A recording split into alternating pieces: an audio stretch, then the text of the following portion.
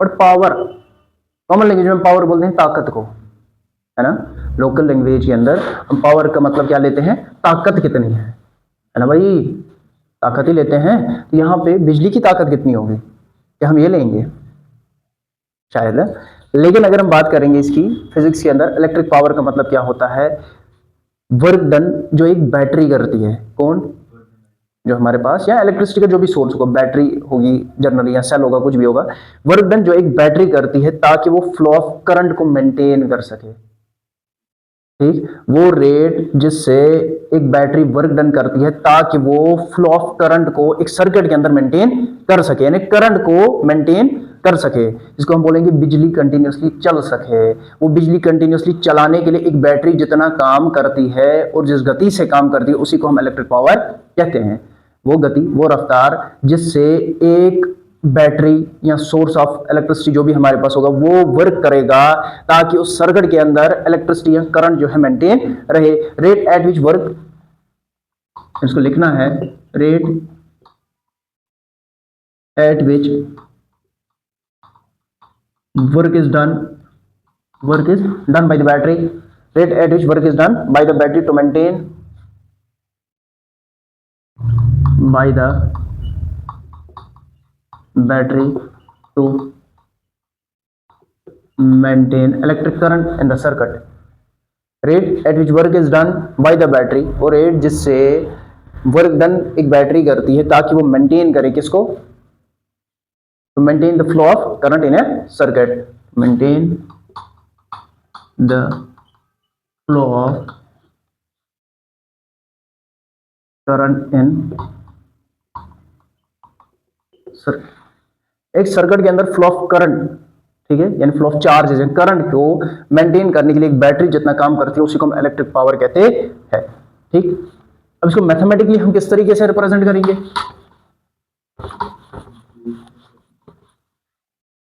अगर मुझे मैथमेटिकली इसको रिप्रेजेंट करना है, जब मैं बोलूं पावर, मैंने कहा क्या होता है, वर्क डन, है ना,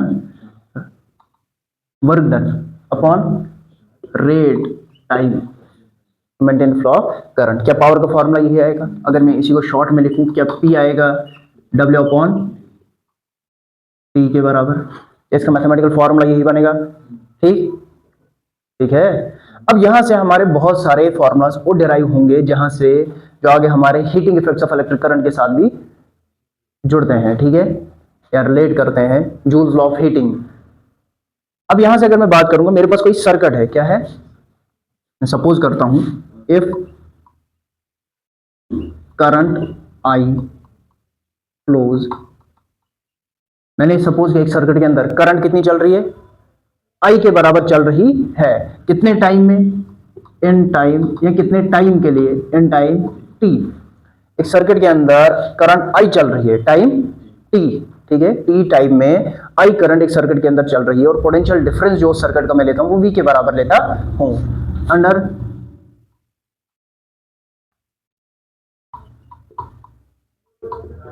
पोटेंशियल डिफरेंस V। मैंने एक सर्किट सपोज करता हूं मैं, उसमें करंट कितनी चल रही है, I के बराबर, कितने टाइम के लिए, t, और उस सर्किट का पोटेंशियल डिफरेंस कितना है, V के बराबर होगा। तो मुझे बताओ ये वर्क डन उस केस में कितना बनेगा, अगर मैं इसको फर्स्ट इक्वेशन कंसीडर करता हूं, तो उस केस में वर्क डन क्या होता है,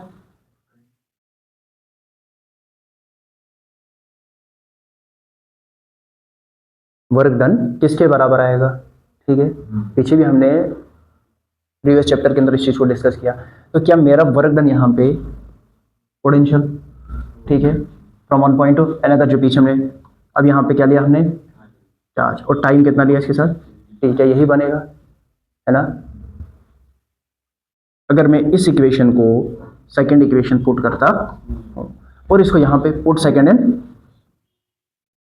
पुट 2 in 1, तो मेरा मेरा P किसके बराबर बनेगा, क्या P आएगा बराबर, W की जगह मैं VI लेता हूं अपॉन T और T कैंसल आउट, तो क्या मेरा पावर का एक और फॉर्मूला बना, वो क्या है, VI, ठीक है, इसको मैं इक्वेशन थर्ड कंसीडर कर रहा हूं।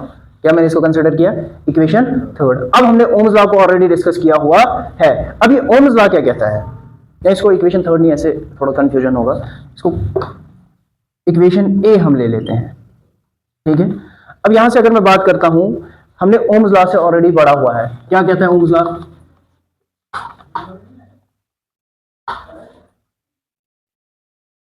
ओम्स लॉ का फॉर्मूला क्या है? फ्रॉम ओम बाबा, क्या कहता है ये ओम बाबा? V equals to I R. इसको करो put in equation A. V किसके बराबर होता है? ओम से, ओम्स लॉ से V किसके बराबर है? आई आर के। अगर मैं इसी को इक्वेशन ए के अंदर पुट करता हूं तो पावर मेरा किसके बराबर बनेगा? V की जगह क्या आएगा? आई आर इंटू साथ में क्या है? एक और करंट है। तो यहां से मेरा पावर का एक और फॉर्मूला बना, क्या है? आई स्क्वायर आर बना। इसको अगर मैं इक्वेशन बी कंसिडर कर रहा हूं, क्या लिया मैंने? इसको इक्वेशन बी कंसिडर किया। अब यहां से अगर मैं और एक फॉर्मूला लेता हूं ओम्स लॉ से, जैसे अब ओम्स लॉ से अगर मैं और एक फॉर्मूला उठाता हूं, वो क्या बनता है मेरा? यहां से आई बराबर है पी अपॉन आर के। इसको अगर मैं पुट करता हूं, put in equation B, Ohm's law कहता है I equals to B upon R. क्या इसी को अगर मैं पुट करता हूं इक्वेशन बी के अंदर, तो मेरा पावर किसके बराबर आएगा? आई किसके बराबर है? V upon R. इसका स्क्वायर है तो होल स्क्वायर आएगा इनटू आर, ये बनेगा। अगर मैं इसी को खोल के लिखूं तो ये क्या बनेगा? ये मेरा पावर आएगा बराबर V square upon R square into R. ये आर और इसका स्क्वायर कैंसल, तो यहां से मेरा पावर का फॉर्मूला क्या निकला? V square upon R. क्या एक और फॉर्मूला पावर का डेराइव यहां से हो गया, है ना। इसको अगर मैं इक्वेशन Z कंसिडर ABC, इसको मैं इक्वेशन C कंसिडर करता हूं, कितना? अब मेरे पास पावर के कितने फॉर्मूला आए? उन सारे फॉर्मूलास को अगर हम यहां पे सम अप करें, पहला पावर बराबर होता है, पहला power equals to work done upon time. दूसरा power equals to potential into current, ये दूसरा है ना। तीसरा हमने क्या निकाला? पावर बराबर होता है आई स्क्वायर आर के, ये यहां से तीसरा फॉर्मूला हमारा। और चौथा formula P equals to V square upon R. ये चार फॉर्मूलाज हमारे यहां से पावर के डेराइव हो गए। Power work done upon time, power potential into current, power current square into resistance, power potential square upon resistance के, ये चार फॉर्मूला हमारे यहां से डेराइव हुए। अब इसी पावर की अगर मैं बात करता हूं, इस पावर का SI यूनिट क्या होता है? वॉट होता है। क्या होता है? वॉट होता है, जिसको हम W से रिप्रेजेंट करते हैं। अब अगर कहीं पे पूछा गया 1 वॉट, डिफाइन 1 वॉट। 1 वॉट कितना होता है? अगर मैं यहां से सिंपली इस वाली इक्वेशन से उठाऊंगा, 1 वॉट कितना होगा? तो 1 वॉट पावर तब होगा जब 1 volt potential into current 1 ampere. यही होगा mathematically. 1 watt equals to 1 volt, जिस टाइम पे potential difference across the terminals 1 volt होगी और 1 एम्पियर की करंट वहां से फ्लो हो रही होगी, उसी को हम 1 वॉट पावर कहेंगे, ठीक है। कमर्शियल यूनिट पावर का क्या होता है? नहीं, commercial unit of electric power, not energy. Commercial unit of energy is kilowatt hour, but मैंने यहां पे इलेक्ट्रिक पावर का पूछा। इलेक्ट्रिक पावर का कमर्शियल यूनिट अगर मैं बात करता हूं, कमर्शियल यूनिट जो होता है वो होता है हॉर्स पावर। क्या होता है? और 1 हॉर्स पावर जो है हमारा, वो अप्रोक्सीमेटली 746 वॉट्स के बराबर आता है। 1 हॉर्स पावर कितना होता है? 746 वॉट्स के बराबर, जो कमर्शियल यूनिट है। SI यूनिट क्या है पावर का? वो वॉट होता है। और 1 वॉट कितना होता है? 1 वोल्ट इंटू 1 एम्पियर के बराबर। इसके बाद नेक्स्ट टॉपिक जो हमारा आता है वो है इलेक्ट्रिक एनर्जी। क्या है? Electric energy.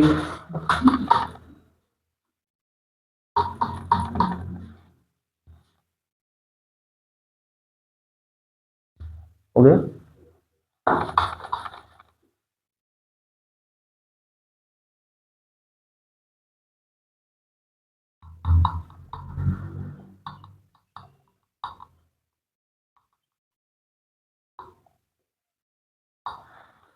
अब अगर यहां से मैं इलेक्ट्रिक एनर्जी की बात करूंगा, इसको हम क्या बोलेंगे?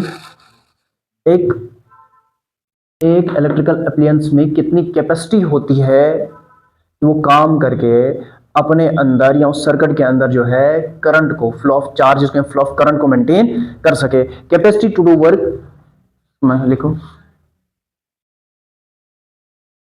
कैपेसिटी टू डू वर्क, इसको कई जगह पे वर्क डन भी पढ़ते हो, वर्क लिखो, वर्क डन लिखो। To maintain flow of current in,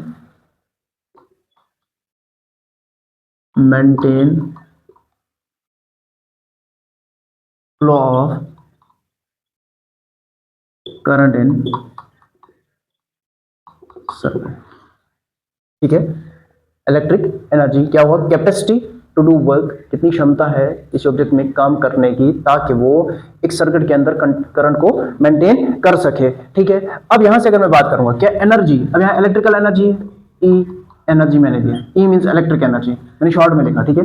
electric energy क्या होता है, capacity of doing work, power into time. क्या एनर्जी का ये फॉर्मूला होता है, प्रीवियस क्लास में आपने डिस्कस किया होगा ऑलरेडी। इलेक्ट्रिक एनर्जी जो है पावर इनटू टाइम। अब यहाँ पे पावर कौन सा, ये भी इलेक्ट्रिक पावर है, ठीक है। अगर इसके बराबर है तो मुझे बताओ यहां से इलेक्ट्रिक एनर्जी के हमारे कौन कौन से फॉर्मूलाज डिराइव हो रहे हैं, यानी इलेक्ट्रिक एनर्जी का हमारे पास कौन सा फॉर्मूला निकल के आएगा। और मैं बात करूंगा इलेक्ट्रिकल एनर्जी, शॉर्ट में मैंने लिखा दोनों, double E, electrical energy. Power का फॉर्मूला वहां से आप जरा देखो किसके बराबर है, यहां से स्टार्ट करेंगे, वी आई। पावर किसके बराबर, ये है ना, वी आई के बराबर, इनटू टाइम टी। तो क्या यहां से फॉर्मूला इलेक्ट्रिकल एनर्जी का निकलता है, वी आई टी, है ना। दूसरा अगर मैं बात करता हूं इलेक्ट्रिकल एनर्जी, ये यहां से निकाला ये वाला फॉर्मूला, ठीक है। तभी वाला फॉर्मूलाज मैंने लिख के रखे। पावर किसके बराबर है, आई स्क्वायर आर। अगर मैं यहां पे लेता हूं आई स्क्वायर आर इनटू टी, तो यहां से इलेक्ट्रिकल एनर्जी कितना आएगा, आई स्क्वायर आर टी के बराबर आएगा, दूसरा फॉर्मूला। तीसरा इलेक्ट्रिकल एनर्जी का फॉर्मूला किसके बराबर, V square upon R into T के बराबर। तो क्या इलेक्ट्रिकल एनर्जी इस केस में V square upon R into T, क्या यही बनेगा, यही बनेगा। अगर मैं इन तीन फॉर्मूलाज को देखूं, ये हमारे इलेक्ट्रिकल एनर्जी के फॉर्मूला, कि यहां से कुछ और भी बन सकता है, यहां से एक और फॉर्मूला भी हम इसको फर्दर और डिवाइड अगर करेंगे।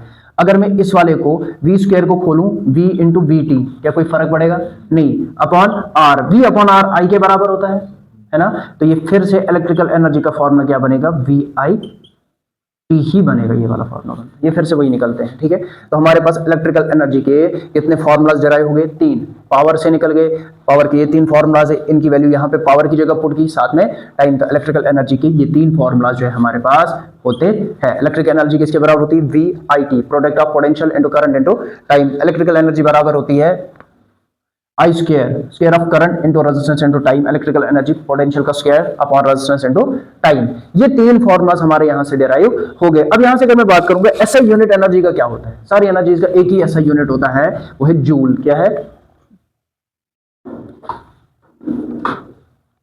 इसका एसआई यूनिट, कितना होता है इसका एसआई यूनिट जो है जूल होता है। क्या होता है, जूल होता है, ठीक है।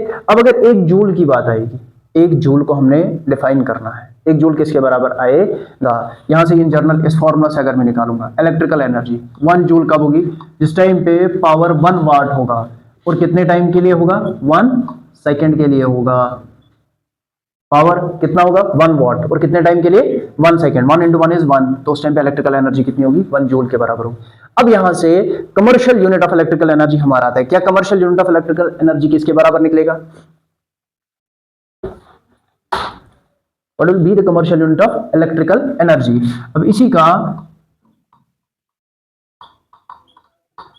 कमर्शियल यूनिट जो है वो क्या होता है, हमारे घरों वगैरह के अंदर जो बिजली आती है ना, हाउस होल्ड्स के अंदर, वो किस शक्ल में आती है, क्या यूनिट होता है, किलोवाट आर। हम उसी को क्या कहते हैं, एक यूनिट इलेक्ट्रिसिटी, क्या हम ये कहते हैं, एक यूनिट। कमर्शियल यूनिट इसका क्या होता है, BOTU, बोडू, बोर्ड ऑफ ट्रेड यूनिट, या इसी को दूसरा नाम भी आप देते हो KWH, किलोवाट आर। क्या यही नाम देते हैं, किलोवाट आर। अब यहां से सवाल आता है, किलोवाट आर क्या हुआ, अगर आप 1 किलोवाट बिजली 1 घंटे के लिए कंज्यूम करते हो, ठीक है, तो उसी को हम क्या कहेंगे, किलोवाट आर। तो 1 किलोवाट आर कितना होगा, 1 kWh। किलो मीन्स 1000, क्या सही बात है? किलो मीन्स कितना होता है, 1000, ठीक है। ये किसके बराबर आएगा, शॉर्ट में करते हैं, 10⁶ जूल,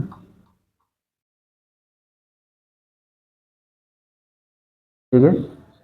अभी बोलोगे सर इसको क्या किया आपने, किलो की जगह आया 1000, आर में कितने आएंगे, ओ भाई किलो कितना होता है 1000, ठीक है। 1 आवर पहले कितने मिनट, 60, हर 1 मिनट में कितने सेकेंड, करो इन दोनों को, 3600, यहाँ के कितने जीरो, 3, कितने बने 5, कितना आ रहा है 36 और 50, मैंने कितना लिखा 60, क्यों लिखा, मैंने पॉइंट डाल दिया। अगर मैं इसी को लिखूं 36 × 10⁵, अब मैंने एक पॉइंट डाला तो एक जीरो उधर से ऐड हो गया, 3.6 × 10⁶ के बराबर होता है। इसके बाद heating effects of electric current हमारा आता है, जूल्स लॉ ऑफ हीटिंग। क्या, जूल्स लॉ ऑफ हीटिंग के बारे में हमारा आता है। अगर हम जूल्स लॉ ऑफ हीटिंग के भी फॉर्मूला हमारे यहीं से डिराइव होंगे, इलेक्ट्रिकल एनर्जी एंड पावर से हमारे जूल्स लॉ ऑफ हीटिंग के भी फॉर्मूलाज डिराइव होते हैं। अब क्या कहता है ये जूल, और इस जूल्स लॉ ऑफ हीटिंग के एप्लीकेशंस क्या है, ये क्या करता है, अगर हम बात करेंगे जूल्स लॉ ऑफ हीटिंग के एप्लीकेशंस क्या है, ये क्या काम करता है, ठीक है। हमारे पास घरों के अंदर जो भी हीटिंग डिवाइसेस है, एग्जांपल आयरन, इस्त्री, गीजर, है ना, वाटर हीटर्स, बॉयलर्स, रॉड जो होते हैं, ठीक है, या उसके अलावा हमारे इंडक्शंस, जो भी हीटिंग एलिमेंट्स हमारे होते हैं वो इसी प्रिंसिपल के बेसिस पे काम करते हैं। अब अगर यहां से हम जूल्स लॉ ऑफ हीटिंग की बात करेंगे, heating effects of electric current,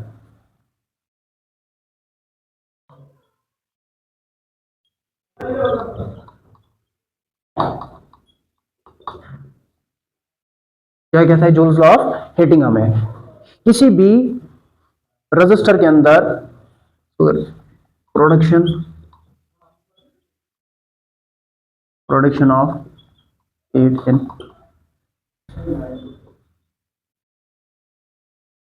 register, किसी भी रजिस्टर के अंदर हीट का प्रोड्यूस करना, किस वजह से, by flow of current through it, ठीक है। जब किसी रजिस्टर के बीच में से करंट पास होती है तो वहां से क्या हीट जनरेट होगी, हीट होगी, उसी को हम क्या कहते हैं जूल्स लॉ ऑफ हीटिंग। असल में होता क्या है, अगर हम बात करते हैं, मैंने कोई रजिस्टर यहां पे सपोज किया, ये कोई रजिस्टर है, पीछे से करंट फ्लो हो रही है, रेजिस्टेंस का ही काम क्या है, इस चार्जेस को रोकना। जब पीछे से तो करंट आ रही है, चार्जेस आ रही हैं, ये इनको रोक रहा है, तो ये करंट जो है, ये एनर्जी जो है किसी ना किसी शक्ल में तो बाहर निकलेगी। जब इसने इसको रोका रोका रोका रोका रोका तो ये एनर्जी हीट की शक्ल में लॉस हो जाती है। इवन कि अगर हम उन सबस्टेंसेस को, एग्जांपल फैंस होते हैं, फैन का काम क्या है, हवा देना, बट अगर हम देखेंगे थोड़े टाइम फैन यूज करने के बाद अगर उसको हाथ लगेंगे वो गर्म हो गया, क्यों, जो उसमें एक्सेस एनर्जी होती है कैपेसिटी के बाहर, ठीक है, वो किस शक्ल में बाहर आती है, हीट की शक्ल में बाहर आती है। अब कुछ के अंदर इतनी ज्यादा रेजिस्टेंस होती है, इतने ज्यादा रेजिस्टेंस को हम लगा देते हैं, रेजिस्टेंस को, स्ट्रॉन्ग रेजिस्टेंस को रख देते हैं, जिसकी वजह से करंट बहुत कम आगे फ्लो हो पाती है और वो सारी की सारी energy in the form of heat loss हो जाती है, जो हमारे हीटिंग एलिमेंट्स के अंदर होता है। अब ये जूल्स लॉ क्या कहता है, ये तो हो गया, ये जूल्स लॉ के मुताबिक ये heat produced in a resistor, ये बोलता है ये किसके बराबर होती है, पहला heat produced in a resistor, क्या है इसकी statement, it is directly proportional on the square of current, यानी करंट जितनी ज्यादा चलेगी उतना ही ज्यादा वो एलिमेंट सब्सटेंस जो है वो गर्म हो जाएगा, रेजिस्टर जो है उतना हीट अप हो जाएगा। अगर मैं इसको फर्स्ट इक्वेशन, दूसरा इसके ऊपर ये डिपेंड करता है आर, दैट मींस जितनी ज्यादा रेजिस्टेंस एक रेजिस्टर की होगी उतना ही ज्यादा वो हीट अप होगा, है ना, क्यों, वो आगे चार्जेस को करंट को जाने नहीं देगा, तो maximum energy in the form of heat loss हो जाएगी। तीसरा, ये H प्रोपोर्शनल होता है टाइम के। अब ये टाइम कहां से आया, इसका मतलब ये जितने ज्यादा टाइम के लिए करंट फ्लो होगी उतना ही ज्यादा वो सबस्टेंस जो है हीट अप भी होगा।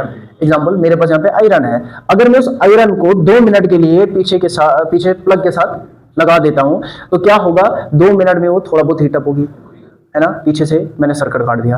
अब वहीं पे मैं उस आयरन को 2 घंटे के लिए कनेक्ट करके रखता हूं तो वो कितनी, वो बहुत ज्यादा हीट अप होगी। दैट मींस जितने ज्यादा टाइम के लिए करंट फ्लो होगी उतना ही ज्यादा वो सबस्टेंस भी हीट अप होगा। अगर मैं इन तीनों इक्वेशंस को कंबाइन करता हूं, क्या करता हूं, combine,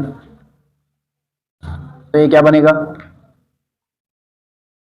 from 1 to 3 h is directly proportional to I square R T. h यहाँ पे इक्वल टू लाने के लिए k लाते हैं हम, आई स्क्वायर आर टी। यही फॉर्मूला बनेगा मेरा जूल्स लॉ ऑफ हीटिंग का। और ये k की वैल्यू जो होती है 1 के बराबर हम लेते हैं। तो यहां से मुझे बताओ क्या h मेरा बराबर आया आई स्क्वायर आर टी। तो यही तो जूल्स लॉ ऑफ हीटिंग है। Heat produced in a resistor is directly proportional to the square of current is directly proportional to the resistance of resistor and the time of flow of current, या for which current flows। तो ये मेरे पास joules law of heating का formula निकला। अभी कहां पे use होता है, हमारे हीटिंग एलिमेंट जो भी घरों के अंदर फ्यूज आता था पहले, जो ही पीछे से करंट ज्यादा आती तो वो क्या हो जाता, वो कट जाता था। क्यों? क्योंकि वो उतनी हीट को बर्दाश्त नहीं कर पाता था, जिसकी वजह से आगे के हमारे सर्किट जो है वो सेफ रहते। या हमारे जो बल्ब्स आते थे, इलेक्ट्रिक बल्ब्स जिनके अंदर गैसेस भरे होते थे, पहले के जो बल्ब्स होते हैं टंगस्टन वाले बल्ब्स, ठीक है। अब इसका प्रूफ क्या है, क्या हमने लिया H equals to I square R T. अब जूल्स लॉ का प्रूफ अगर हम देखेंगे, इसका प्रूफ अगर हम देखेंगे लास्ट पे, तो किसके बराबर इसका प्रूफ आएगा,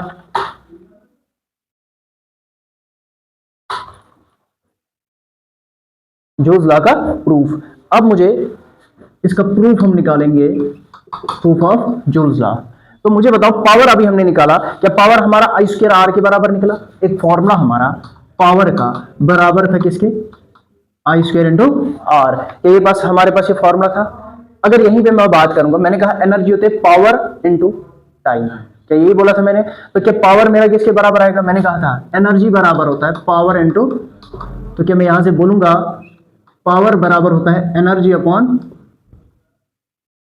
टाइम के। क्या मैं लिख सकता हूं इसको, पावर बराबर है एनर्जी अपॉन टाइम के। अगर इसी को मैं फर्दर थोड़ा सा चेंज करूंगा, एनर्जी अपॉन टाइम पावर, ठीक है, इसको मैं फर्स्ट लेता हूं और इसको क्या लेता हूं, सेकंड, ठीक है।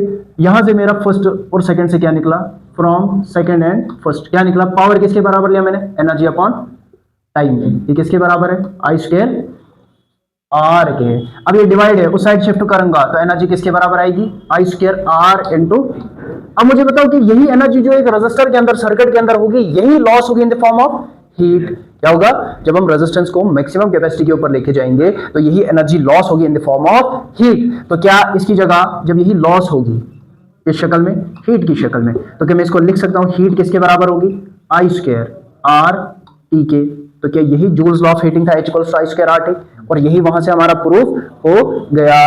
इसके बाद नेक्स्ट लेक्चर में हम डिस्कस करेंगे ईएमएफ को and combination of cells, series and parallel combination of cells and Wheatstone bridge. तो हमारा ये चैप्टर फाइनल हो जाएगा। Thank you.